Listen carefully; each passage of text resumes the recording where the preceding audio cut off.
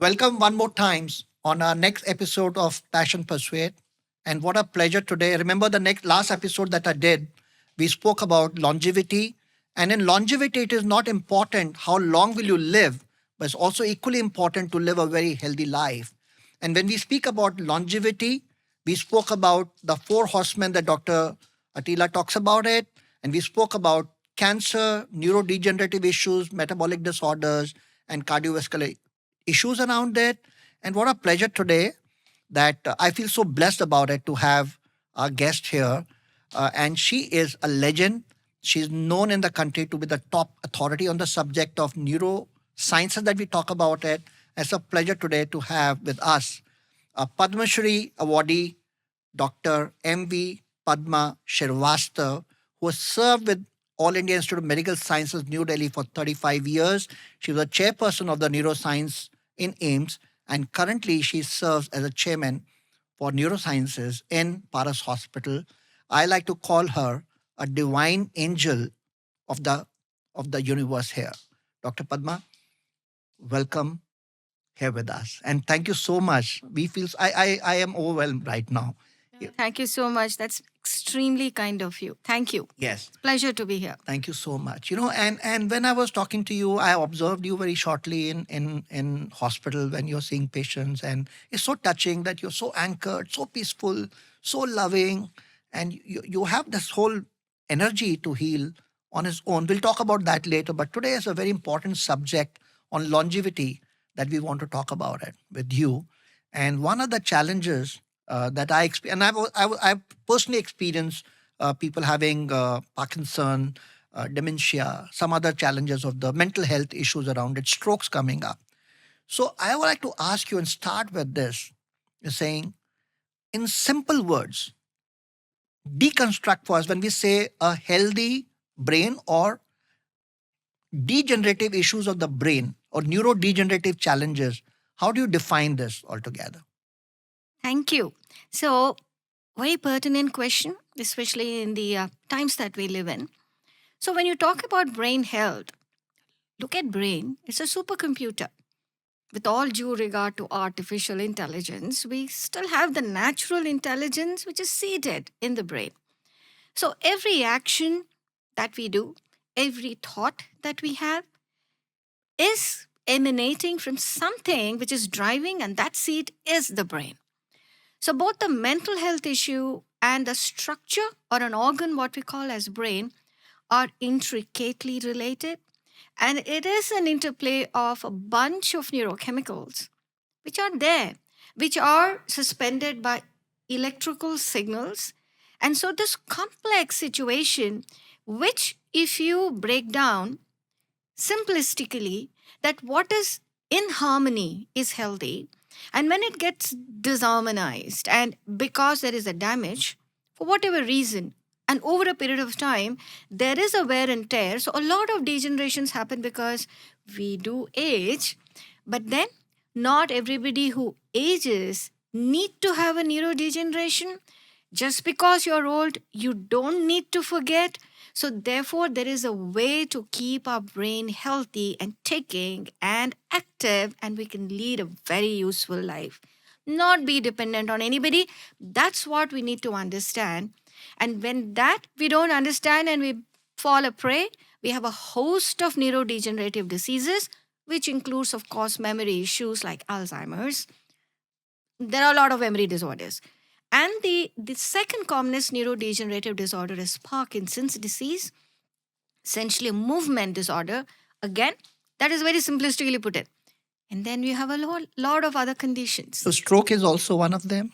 So, stroke is a brain attack. Brain attack. Just like you have a heart attack. Right. And again, when there is a blood supply problem, you see the brain is pretty unique. Doesn't have a storehouse, doesn't have a muscle. In fact, it's very funny when you say, my heart bleeds. Well, the heart never bleeds. Right. It's a brain which bleeds. So the thing is, because there is no storehouse, every nanosecond, you need that blood to keep flowing. We need that energy, the oxygen, and the glucose to keep flowing. If that's cut off, in barely few minutes, the area which needs that dies. So, therefore, a brain attack is akin to a heart attack, except that the brain attack is far more deadly. Of course, I will never say that heart is not important or brain is the only one which is important. The the whole body is just one. So we are all connected. All the organs make us live. So, but then in the brain, it becomes even more detrimental that every second that a artery stays blocked, you have zillions and trillions of neurons which perish. And unless we have some brain transplant, which we will be able to accomplish at some point of time in a different horizon, I don't know. You can't get back a damaged brain. There are reparative processes. More you damage, can't get it back. Understood. That's brain attack. So it's different from a neurodegeneration, but a brain attack can lead to a neurodegeneration. Understood. And so tell me, I just for the listeners, people who are watching this video, Dr. Padma has published more than 425 plus research papers in various journals altogether. She has taught hundreds and hundreds of students in AIMS. So, Dr. Padma, with all your research and so many years of work that you've done on the neurosciences, what are the top 3 or 4 issues or reasons why young people, old people with longevity going up are experiencing neurodegenerative issues? So 4 let's reasons, top 4. okay, let's start with the young ones because they are the ones which are a future. And when you say young, what age bracket you call them? So I would say that the youth, the definition of younger, now we are not old when we are just, I think, more than 70, 75, we are actually told old. So we are young till 75, I guess. That's a good thing.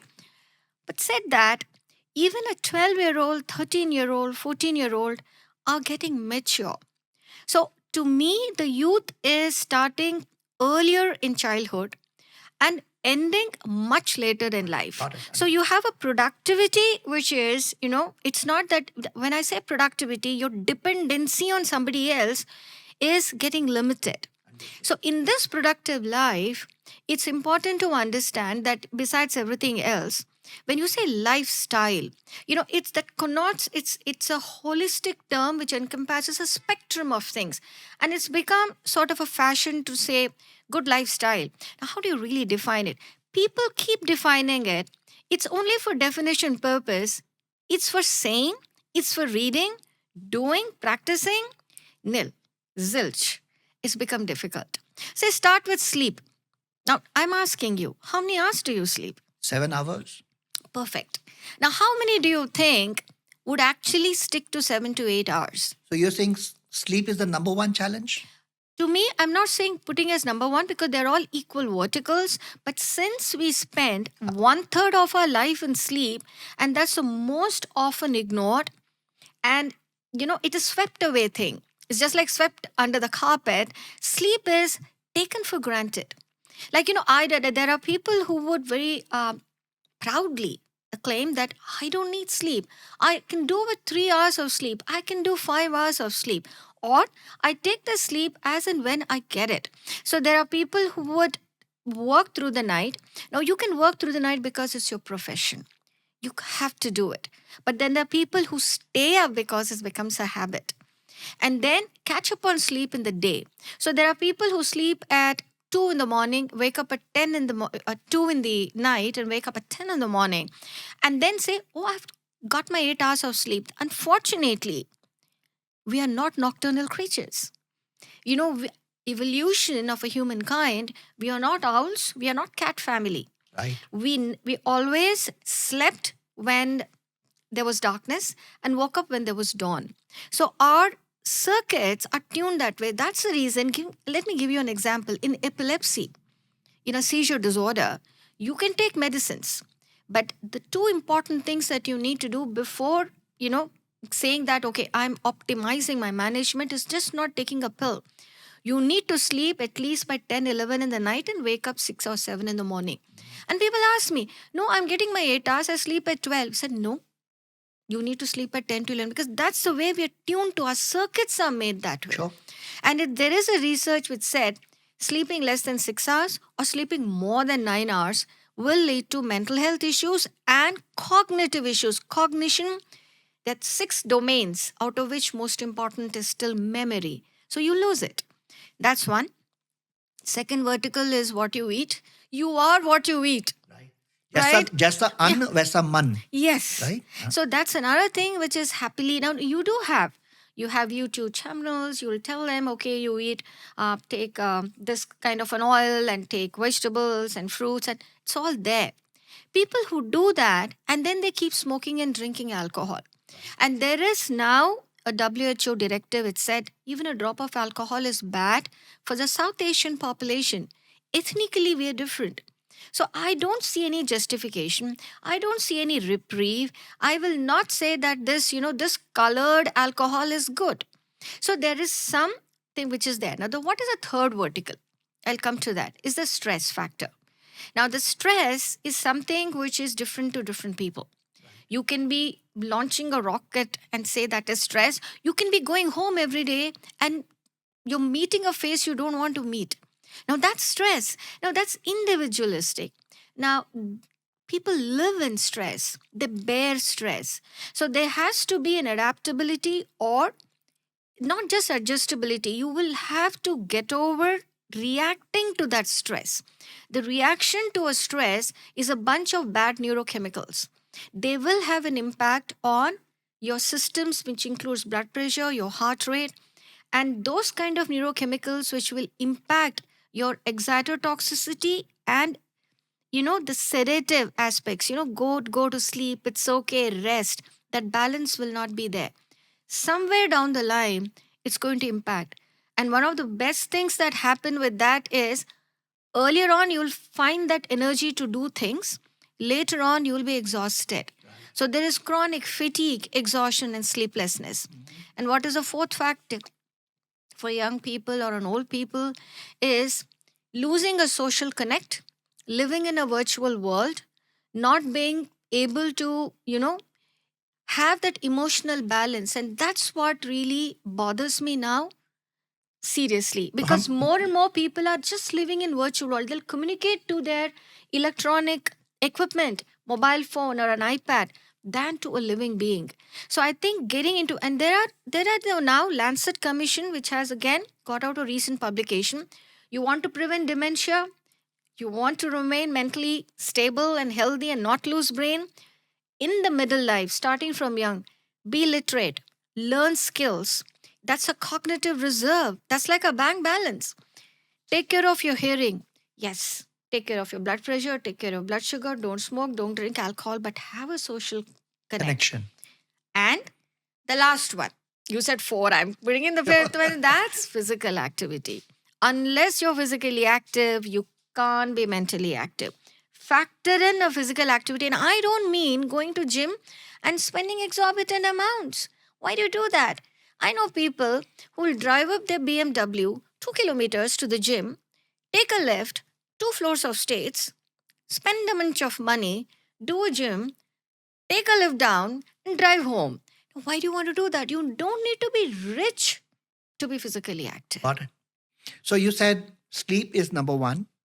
Early to bed, early to rise makes the person healthy, wealthy, and wise. Absolutely. Right? The second you spoke about is what we are eating. And therefore, alcohol, you mentioned that even a drop of alcohol, now the research is saying, is not good for South Asian population. Yes. The third you spoke about is your social connection, or what was the third one that you spoke about? Don't keep living in virtual world. Have a social connect. Have the social, network and talk to people. Talk to people. Don't interact only on WhatsApp and on social media.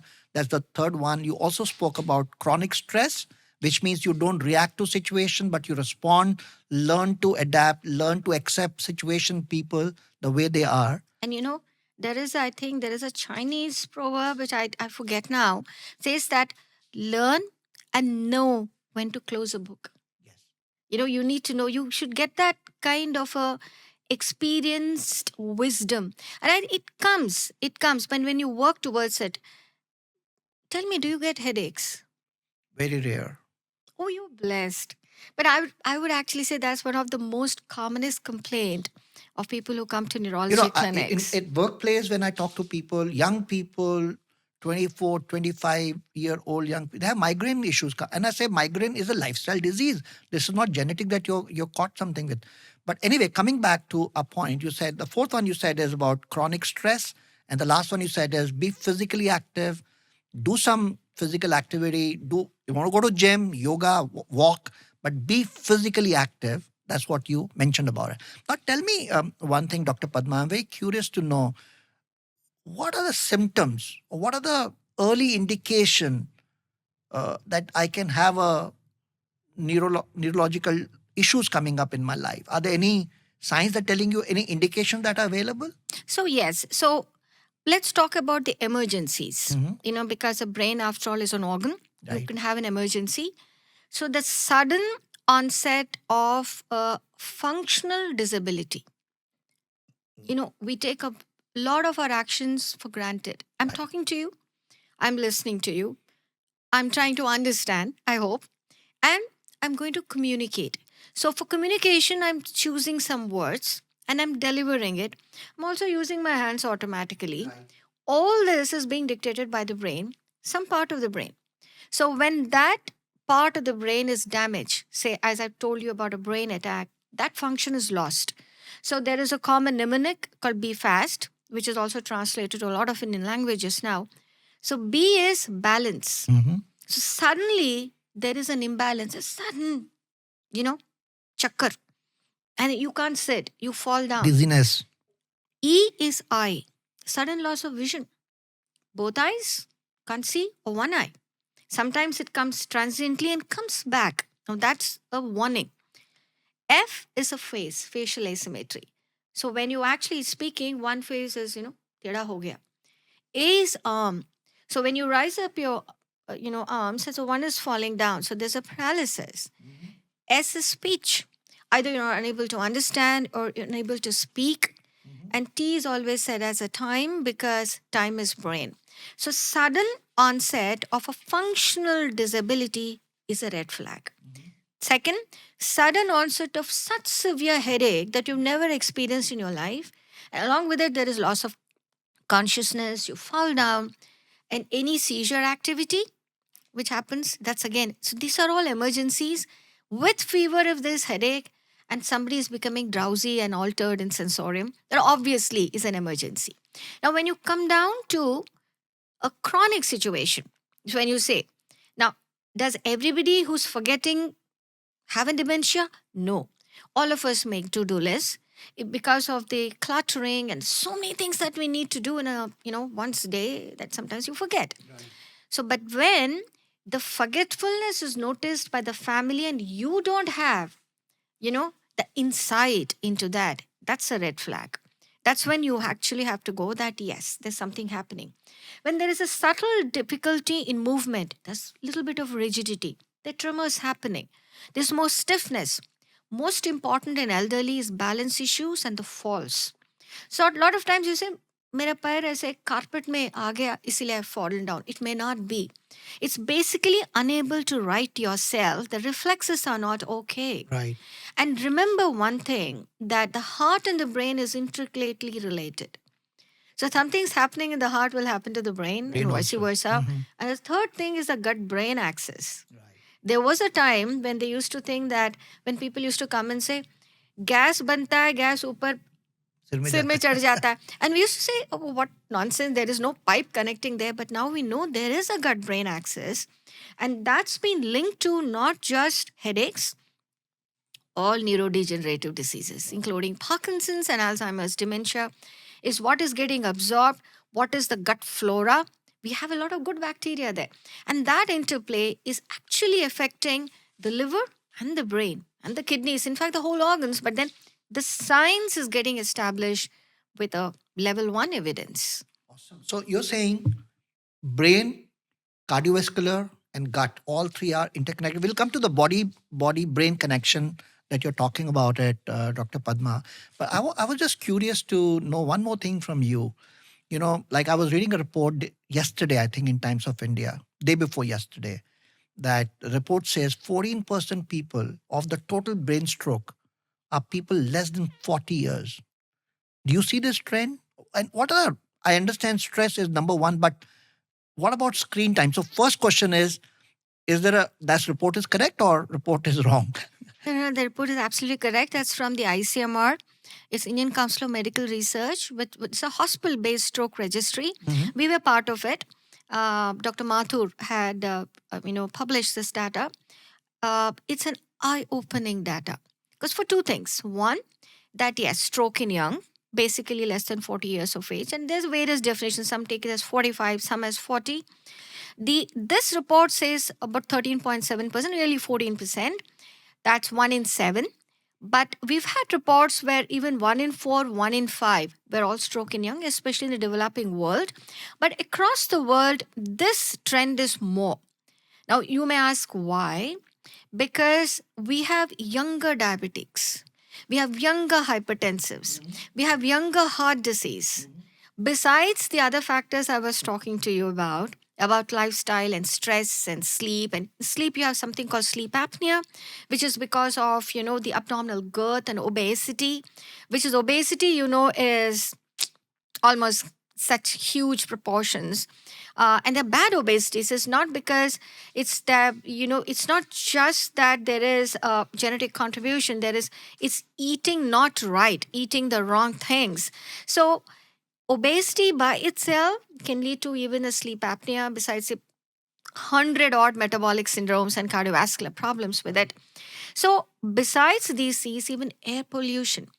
Now, it's known that the particulate matter 2.5 is linked to triggering an attack of brains, that is the brain attack, also contribute really actually into this what is called as inflammatory process. There is something called atherosclerosis. You heard about that Yes, term. absolutely. So in the blood vessels, when there is an atherogenic process, pollutants are contributing to it.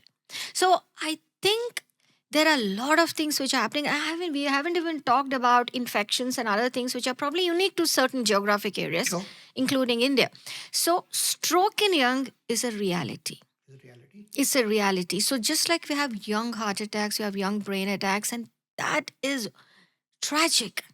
Because if a young person gets disabled or you lose that person, look at the impact it has on that family and the society as such.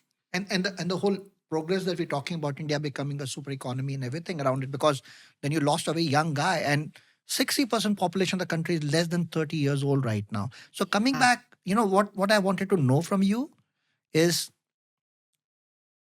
are there any tests like you have for cardio? You can go for a CT angio or you can go for stress echo. For diabetes, you test your blood. Are there any tests to check how healthy is your brain? Well, that's a very interesting question because we do have this executive checkup, and I do see that people do get that, and cardiovascular health is always there. Yes. You get an ECG, you have an echo, you have a stress test, and you have that. You don't have anything factored for the brain there. And I think there are two reasons for that. One, you cannot do, the brain angio, and those tests are expensive. You can't get an MRI brain or a CT brain and expose them to radiation. And have you ever got any MRI done? Yes. All right. I mean, Or because for my knee. so because just getting into that gantry, Yes. there's a claustrophobia. It's not a pleasant experience, seriously. So besides being cost factor, you don't want to put people into those things because there is something called cost, there is something called effectiveness, there is something else. Is it really judicial? I will not say it is. So I'm not factoring in like everybody should undergo a neuropsychological assessment or an assessment for memory testing or getting into MRIs and angiograms for brain health. But if somebody is a diabetic, is a hypertensive, has these vascular risk factors, and then you must. Then you certainly, and somebody has a heart problem, we automatically screen the brain because the blood vessels, whether they're going to the kidney or to the heart, are also going to the brain. So the vessel problem, once there is there, it can affect different organs. Then we do test that. Sure.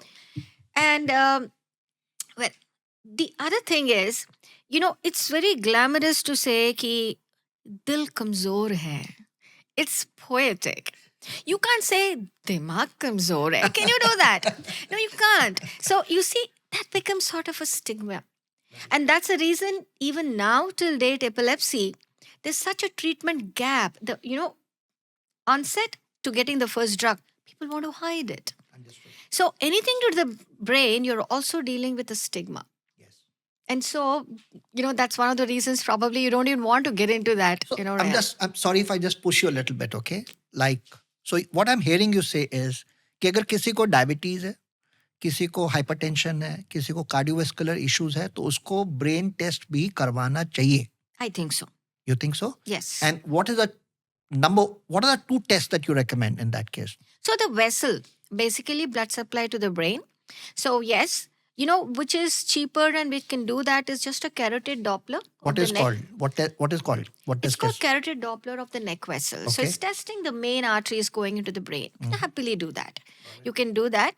Especially, in fact, we've done this study even in AIMS, and we've been able to document that silently something may be obstructing All right. the vessels, and that you would prevent something from happening. Preempt and prevent. Definitely. That one. Any other test? So again, if you look at heart and the brain, a lot of risk factors are the same. In fact, I would say the non-communicable disorders, which includes the heart, the brain, the cancers, the lungs, and the liver, and the kidney, they all have actually risk factors which are very similar. So in fact, you have your risk factors under control, which is hypertension, diabetes, your cholesterol, the bad lipids, have your nutrition factor good, homocysteine down, B12 fine, vitamin D fine, lifestyle fine, then you probably mitigating risk to all of them. Sure. So these are the ones which you have to do even for the brain. You do it. And the other things I was telling you, be physically active, remain stress-free, you'll preserve your brain. Yeah, so stress is a big question. We'll come to that in a minute's time. And I have a question coming to that.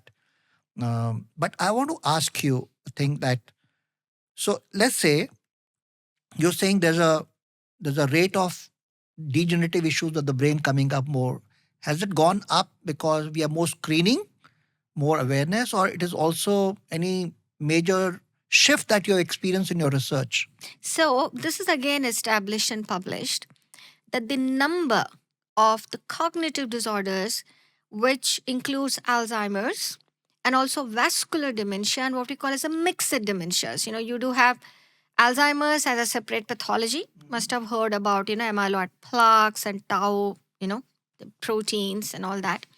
And also vessel damage. That is, there are strokes happening. There is damage because there's no blood supply or there's bleeding. And these kind of, degenerative dementias are actually increasing in the developing world. While they have sort of plateaued in the West, sort of, you have these numbers on the upsurge In India? in the developing world. In developing world. India is one prototype. Why? Because one, we are also aging. We're not so young anymore. Number two, our cardiovascular risk factors. Our diabetes is not under control. And you're also aware of the fact that, there's this dubious distinction of being a diabetes, capital. So these are the risk factors which are definitely going to impact the development of cognitive issues. So we are on the upsurge. Yeah. So besides being, more getting screened, there's more awareness. And I also think that truly the numbers are also going up. So that's a wake-up call. Wake up. ये भी बड़ा amazing है, Dr. Padma. Every time I was talking to Dr. Harit, he's saying India is going to become a capital of cancer. I talked to, Dr. Amrish Mittal. He says India is going to become a diabetic capital of the world. You're talking about neurodegenerative issues becoming capital. Not really capital, but you see, the thing is, we are 1.4 billion population. Please look at the numbers. Sure. I'm proud of it. So we also have a lot of good happening with that population. But then when you're looking at this population, every disease multiplies in numbers. I get that. I get that. And we're also in the transition phase. We're getting economically sounder. So therefore, we do have issues in urbanization, shifts, urban-rural shifts, and the transition of a lot of, genetically programmed population which is going from one area to the other and adjusting to that, migrations, there's so many challenges I coming get out here. bilkul. So therefore, and I think we will definitely meet those challenges, but we should be aware so that Ji. we can deal with them. Of course. So I'm just shifting my gaze right now and check with you from all your research that you've done over the last 40 plus years. Do you see issues which are gender specific for women and men in the neurodegenerative issues? Well, it's been known that the Alzheimer's dementia is more in women. I'm not happy about that. But then you see, life expectancy as such, also the Higher in the women women, yeah. is higher. They live So more longer. those numbers are definitely more. And these dementias are also much higher when as you age. So that's one factor. But then the gender specific issues are basically based on hormones because the hormones are different. So at some point, there was actually a protection that certain hormones will give you. And when those hormones are taken away, then there is a gender equality in certain diseases. Said that, more than diseases, there is some gender specific issues where certain challenges come, even in disease framework, which is pregnancy, peri-pregnancy issues in the labor during, say, a lactation period. Because even if you look at studies, lot of studies, the drug trials will not take people who are pregnant or lactating. So, that is a one cohort which would get sort of understudied in a lot of interventions as well. And then there would be cohorts where this is also included. We'll have a real world data, which you will get much more evidence on that. So, certain issues will be there. For example, migraine is very common in women as compared to men. It is known. So, again, you have like for example, a menstrual migraine is extremely debilitating. But it's happening because it's a gender specific issue, which has again a hormonal basis. So I would put certain diseases which are gender specific in because of the lifestyle or the life cycle issues there. But more importantly are the gender specific challenges that a person may face during a trajectory of one's profession and thereby dealing with certain stressful situations, which I'm not saying the other gender is not having it, No, but got they it. would have their own Yeah, gender yeah. I specific. get that. I get that. But those challenges, it's a little different between these two genders. So before we shift few other things, which I'm very more from inspiration point of view, I want to take the benefit. But tell me, if women have to take care of their brain health, what is that you suggest them? Because you said there are issues because of the hormone. The body of the woman is made very differently compared to us. So my question goes, what are 5 things young women, any age woman can do to have a very sound mental health or brain health or neuro health? Okay. So scientifically speaking, I would put it the same. Okay. What we thought about, know your risk factors, control the risk factors, don't ignore your health. And for a woman, largely, say when you're looking India as a whole, you're also looking at the interiors, across the social, economic, and geographic barriers. If you look at it, a lot of women ignore their health. That is true. Sure. So if you look at it, anemia is still a problem. Yeah. You have a menstrual health, which is still a problem. Pregnancy and peri-pregnancy care at times is not because the care is not available. You're not even reaching out to it because there are certain societal norms in certain parts of still sections of the society. So you have the health in general also sometimes being neglected, and the woman trying to put the rest of the family before her. So that also exists. So therefore, that is one thing. So let's talk a little bit more specific. Sorry to interrupt you. बताइए women को, working women, because this podcast also in Yeah. many ways going to a lot of corporates around it, educated women who have access to healthcare, money, no problem. क्या 4-5 चीजें उसको करनी चाहिए अपने health को खराब ना हो, so that the health doesn't go out of control? What are 4 things or 5 things a woman must do? Again, we start with know your risk factors, control them. Like, तो उसको define करते हैं थोड़ा सा. let's see. So supposing somebody's family में hypertension है, diabetes है. You cross 30 years. Okay? Please test yourself once. So regular checkup. एक बार check कर लेना. And if you do have a blood pressure, control it. Sure. And the commonest thing, even amongst educated people, is moment blood pressure is controlled, you stop the medicine. Right. ठीक तो हो गया. And don't do those kind of stuff. The second is lifestyle again, especially when you're talking about educated young people. There is still a lot of smoking and alcohol. Of course. So It's on the rise, I will say. So get rid of it. There is no justification in this. And I do tell them on their face. Sure. 3, sleep. Sleep is as important to them as men. And then, for young women, when I say that a lot of stress situations or whatever it is, they would want their independence. And I think they should be independent and become brave, and because that's important to me. I think they should choose your partner well. I always say that. Awesome. For a woman, because that's the wind beneath the wings. Understood. Seriously. No, that's powerful. I understand. That's seriously, because choose. Yes. And the freedom of choice has to be there with them, but it has also to come with maturity, since they have to understand that it goes beyond looks or, anything which is attractive in any other sense, because that becomes an extremely important and a stabilizing factor in your trajectory. That's all across. by Home the- has to be Yes. a place you would come and heal. I love Home that. cannot be a place which becomes stressful. You cannot come from one stressful situation to the another. You cannot come from, to a place, oh my God, I have to go home. And no, home is a place where you can heal. So make that your priority. Beautiful. I love this phrase. Make your home a healing center. It should be a healing place for you when you come back. And therefore choose your partner. Love is so important in life, right? And by the way, it's common. People who don't have love in the relationship, love doesn't mean men, woman love. Love means in every aspect of your life. Thank you so much, Dr. Padma. Tell me one more thing. I'm very curious to know what you think young mothers, expecting mothers when they are on the family way. Sometime in life, they'll become mothers, right?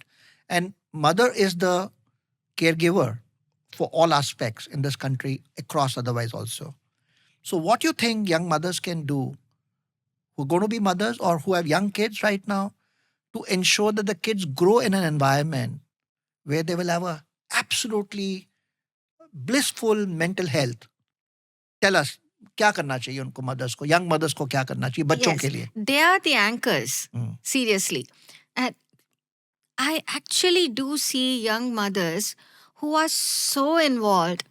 Like, that child is, they say the apple of the eye and all those things, that the child is the universe. I've seen it when they come to the clinic, and then I've seen young parents when there's a little kid is anything there. So I don't think there is a problem, at least especially in my country as it stands, that there is a problem in that.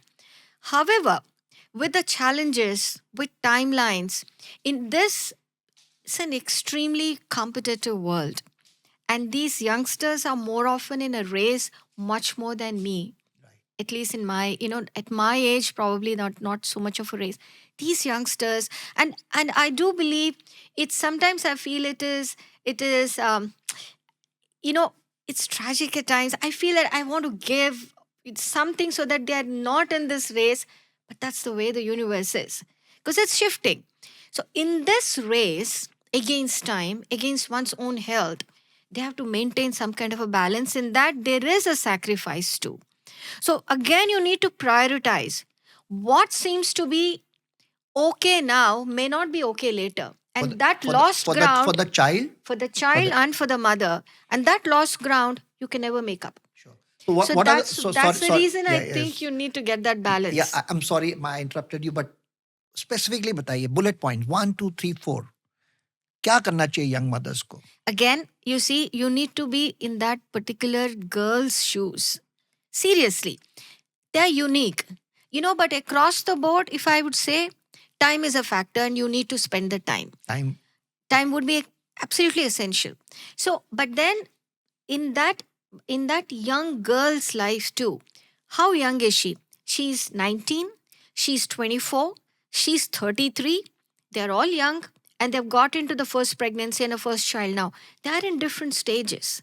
So telling them you sacrifice everything, sit at home and be with the with the child is not correct. So a balance is important, time is important, and learn what do you can sacrifice, because the time which you have spent with the child while the child is growing, child is looking at you, touching you, the feel, that you can't lose that ground, because that lost ground you can't make up later for any excuse that you may have. I'm building my life, I'm making financially the stability so that the child can have a good life.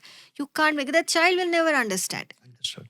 Got So it. therefore you need to have that balance and see to it that you're not losing that ground. और ये depression क्यों हो रहा है इतने young age में लोगों को डिप्रेशन क्यों हो रहा है doctor Padma It's because you see there are so many challenges. There's so many challenges the youngsters have. One, as I said, competitive world. So it's always first among equals. And the first among equals is not always a merit. So there is someone overtaking them. And in the race, somebody falls by. You have your dreams and visions which are not coming. And you think that if I can sacrifice my sleep, if I can sacrifice this much, if I can sacrifice my ethics and the principles so that I can go ahead, and that happens, that doesn't happen. If it happens, then you have this guilt that I've sacrificed this to come here. When you don't, you have stuck to it, then you see, oh, maybe I was foolish not to have done. Look, somebody has gone ahead. It's a race.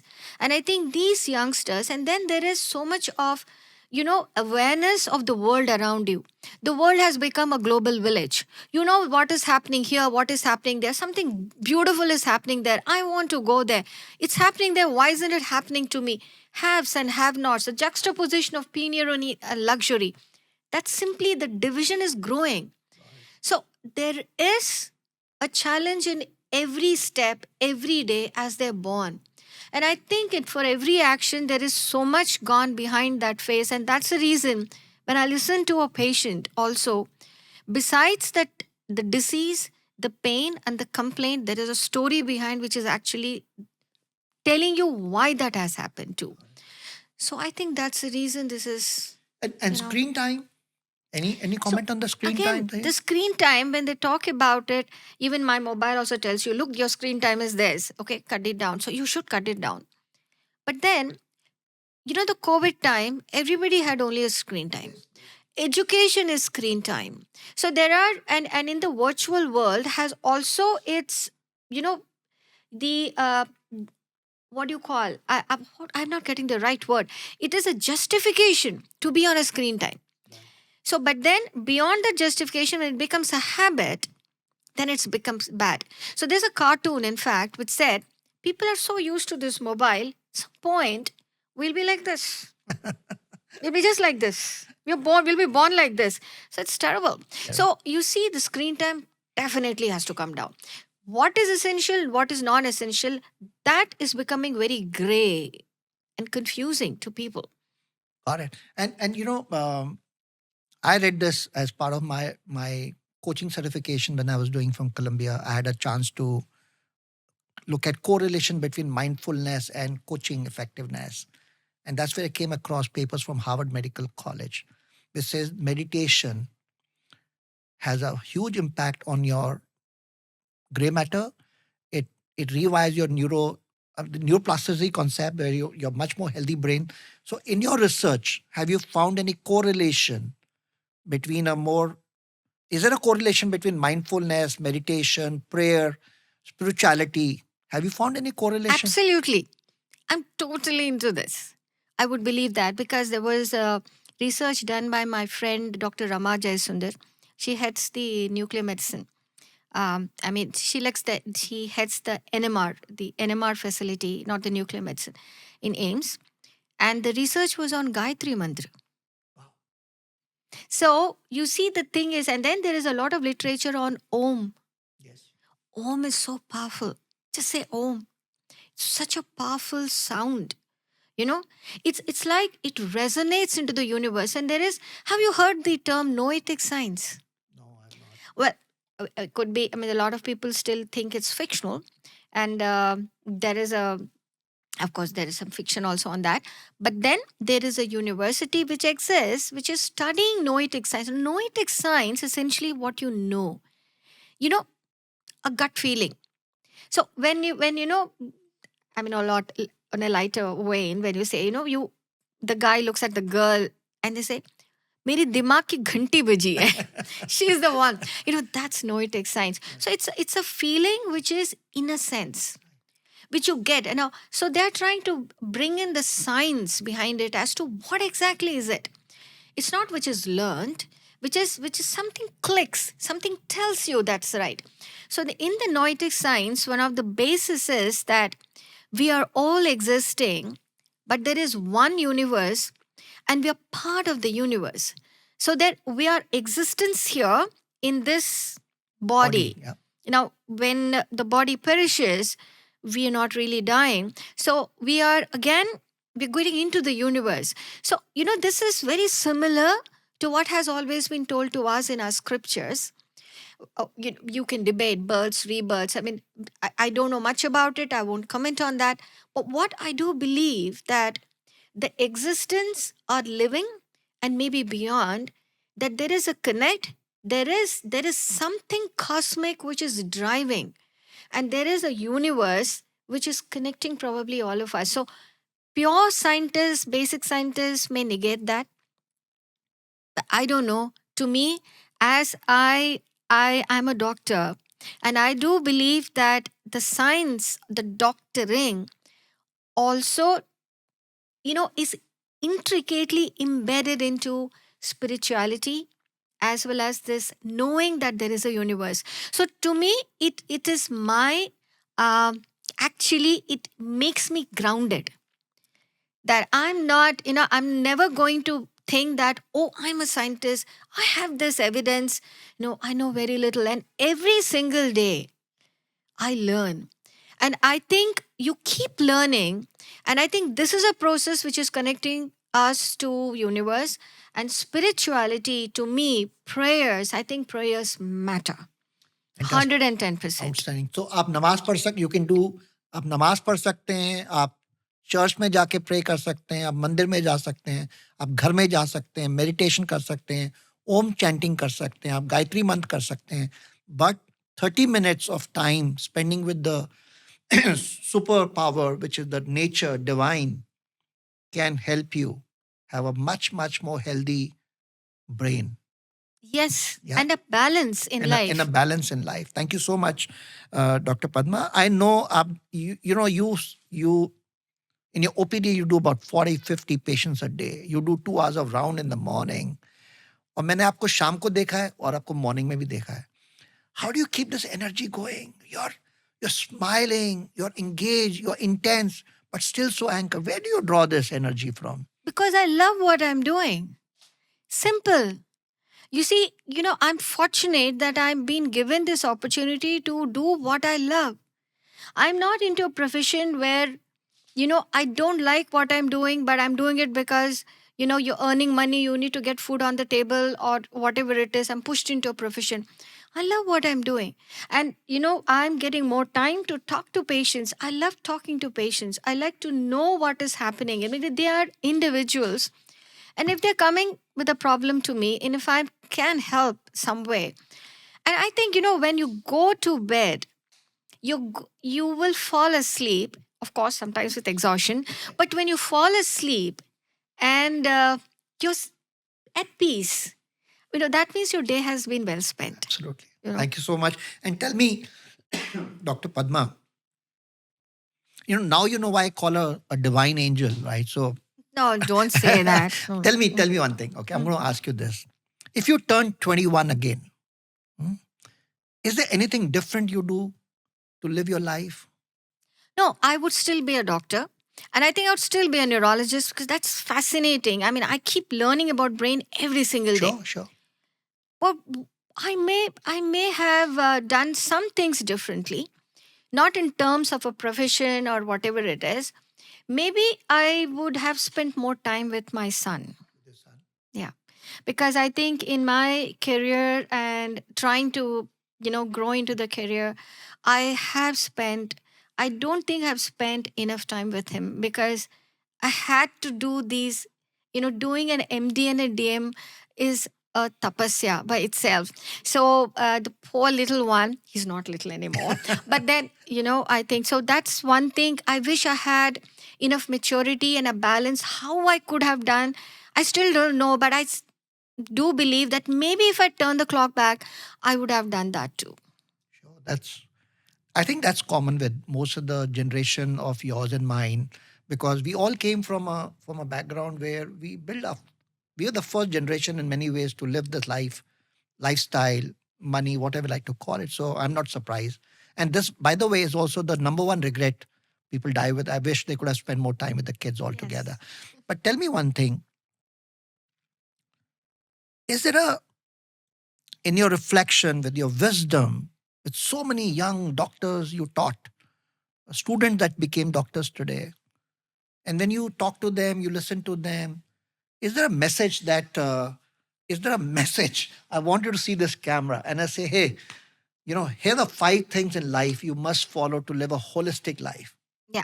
For someone who wants to be a doctor, please ask yourself, you want to be a doctor, you need to have the aptitude, because you're going to be a healer. You're not going to be a doctor, just for the sake of being a doctor for anything else. You want to be a healer, be a doctor. Number one. Number two, once you pass your degree and you are coming into a society, because that's what I'm dealing with some people. I would want you to get more experience. Just earning a degree will not get you that kind of an experience of treating patients. Learn the skill. It's beyond actually reading a textbook. Patients teach you. Be patient with patients. Number three, please, money will come, and enough to sustain, enough to live comfortably. Don't make it a priority. Being in public sector for 35 years, our DNAs have changed. Even now on the other sector, you don't look at that as an important commodity at all. And you should always stick to that. Ethics principles will always make you stay grounded, will help you go a long, long way. And you will have a very peaceful, successful, and a happy life if you stick to these. I think it's not only for the doctors, it's also for anybody, right? So you said degree is not important. Degree is important, necessary condition, not sufficient. Therefore, you must gain experience, get deep into the applying all the knowledge, learning, education into the workplace. Second, you said is don't chase money. Money is an outcome. Remain grounded. Ethics, values will make you a long way to go. And also, you said don't choose a profession if you don't love that profession, if you don't have the attitude to lead that profession or wear that profession on your sleeves, then don't choose that, and choose that you're really cut out for. Is that what I hear you Exactly. saying? Yeah. Or कुछ anything else, life का कोई deep anything which people don't know much about you, anything that you want people to know something unique about you. I'm not unique. You see, no one is. Come on, you're very I'm a you're simple very humble. I person. know that, but कुछ ऐसा, one uniqueness I see is certainly you're always smiling, and now your hairstyle is also very very unique. I always had this. You see, I know it. We used to call it the sadhana cut, when I was growing up altogether. But Probably, but no, yeah, I've always lived with this style. I mean, I think I did this out of sort of a rebellion. For something, I had rebelled against my mom when I was pretty young. I think I was just out of medicine. I think, no, I just joined MD. Something, I mean, because I'm from a very traditional, conservative South Indian family. And my mom snowboarded. I mean, in fact, she had Alzheimer's, and she taught me a lot just being a patient. Learned more about Alzheimer's, but just, I'm the only child. She was with me all the time. She taught me more than what the textbooks tell about Alzheimer's. That's the incidental thing. So she and my aunt would always say, no, you should wear a plait, you should put oil in your hair. Who will marry you if you don't wear a plait? So one day when I chopped off my hair and then I got it, ever since, and then I looked at, oh, this looks pretty nice. Okay. And ever since it's been there. Seriously, there's nothing unique.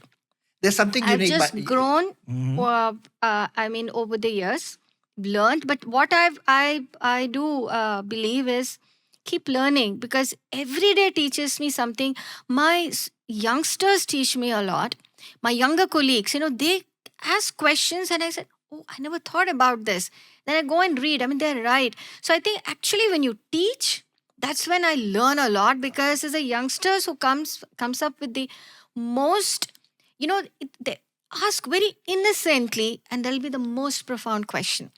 So I would say life is a lifelong learning, and that's pretty You know, satisfying. you're very humble and loving, pure, I call it. Sister Shivani is a pure, powerful, loving soul that you are. And just last question to wind up this whole thing. Getting a Padma Shri, the fourth highest civilian award or a recognition, less than, I don't, decimal में भी नहीं होंगे इतने लोग, है ना? When you ever thought you'll get a Padma Shri in life? No. Never. What was the feeling when you got? What like the feeling is when you get that? Oh, Just it felt unreal. I didn't think it was happening. Pinched myself. No, but the thing is that, yeah, again, it was a universe. I was probably in the right place at the right time. Somebody ordained that, okay, she can be bestowed with. I'm sure there are a lot of people who would deserve it, maybe much more than me. In this, we have a 1.4 billion population. I'm really blessed to have got that. And this, I got it in 16, 2016. yeah. Mm. So yes, it's but if you have to say that what is one word, it's so humbling. It's really humbling. And did anything shifted in your way of doing? I would say seva. You don't like the word, but I know the way you. There's something shift in the mind when you receive No, an award like that. no, not really. Not It's really. it's actually More responsibility, or you feel more no. accountable. So that day when we received it, I took my father, my son, my husband, and so I felt very happy for them that they could see the darbar hall, and you don't get to see that in a lifetime. So I was very happy that they could see it, and I could meet everybody who was so iconic there. And again, I said that it was such a humbling experience that at least for some time I was part of that. But once it was over, it's back to the same thing, back to life, and nothing changes. You continue to do what you've always been doing. Yeah. So I'm just for the audience. I'm going to put profile of Dr. Padma on this podcast. Apart from Padma Shri, she's also been recognized globally for multiple things altogether. It'll take a couple of minutes for me to talk about it. But Dr. Padma, before we close this, just to summarize, I'm just summarizing for you, right? And correct me if I go wrong. And there's a common pattern. So we're saying if you're to live long, living long is not important. It's a necessary condition. You will live long because the medical science will not allow you to die so early if you have money. I say family will not allow you to die because they'll take you to the best hospital, right? And one of the reasons why I said I came out with a series of this podcast was say, how do you want to live your last 10 years of your life in the hospital? How you want to leave this body? So there's a common pattern you said. For mental health, or say for a very healthy brain, there's a connection between brain, heart, and the gut. So you got to take care of all the three. That's the body mind connection. We talk about it, right? So you said number one is sleep. You got to sleep on time, right? Maximum by 11, and then you get up by 6, 6:30 on upper side. That's the number one thing. The number two thing you talked about is what you're eating, right? So I'm going to cover up in the other podcast in terms of nutrition, the role of micronutrition altogether. So take care of your food, eat, and be mindful of what you're eating, what you're feeding to your body. Alcohol, smoking, tobacco is a strict no-no. If you want to live a very healthy life with a healthy brain, that's the second thing you spoke about it. The third thing you spoke about is in terms of your physical health. That means you should be physically active, doing, if you can afford gym, why not to go to the gym? But do take out time for yourself. Work on your body because your body is your temple, right? हम शुरू से सिखाया अभी आपका शरीर ही आपका temple है. So worship your body, take care of it, keep it clean. That's the third thing. Fourth, you spoke about is relationship, social connections. Be Have a very loving relationship. Have good friends in life that you can count on to it. That's the fourth one you spoke about it. And the fifth one, Spirituality. spirituality. Spend time with the divine. Build your connection with the divine, whichever form and shape. And spirituality doesn't mean religion. Spirituality also mean you can pray, you can chant. There's enough science to tell you that the chanting has a very positive impact on the brain, and there's you can rewire your whole brain through neuroplasticity with 30 minutes of chanting, meditation, silence, whatever you like to call it, right? That's I got it right? Yeah. All right, fantastic. And you Yes. see all the and I know you're into neuroscience, but is there a connection between cancer, cardiovascular disease, metabolic disorders, Yeah, and I think it's just a chain. It's a continuum. it's a continuum altogether? Thank you so very much, Dr. Padma, and Thank you. I'm so humbled. It's been a huge learning for me. I wish and I only pray that there can be many, many more Dr. Padmas here. Thank you. You've been really kind. No, Thank you so and much. it's such a blessing to have you here with us. And not only hope that uh, Mataji blesses you with a lot of energy and blesses you with absolutely healthy life so that you can touch and inspire many, many more doctors coming in this country. Thank you. Thank you so very much for being here with us.